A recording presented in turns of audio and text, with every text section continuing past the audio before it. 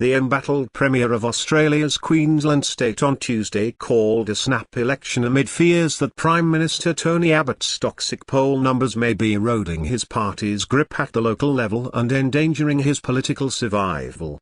State governments do not choose the Prime Minister, but a string of losses in local contests can shake confidence in a leader, signalling a looming election loss or a party coup aimed at averting one. Abbott's first full year in office was hobbled by missteps and a souring economy that has driven his approval ratings to historic lows.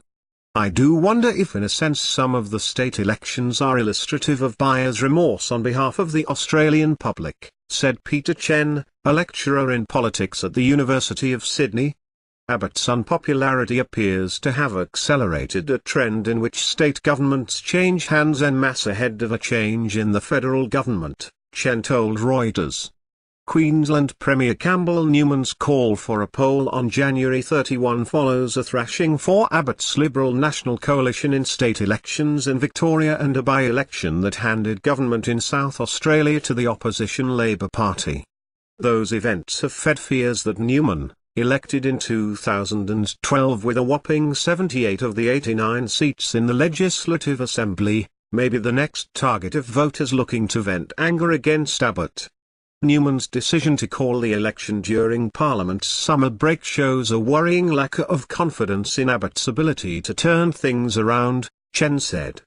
Australia, the world's biggest exporter of iron ore and coal, has been battered by a worldwide fall in commodity prices, but voters have never accepted Abbott's plan to fight back with deregulation measures, new levies and cuts in spending. Voter anger, which helped the federal Labor Party surge past the government by a margin of 8 percentage points in the latest Newspoll, on December 15, is becoming a major issue.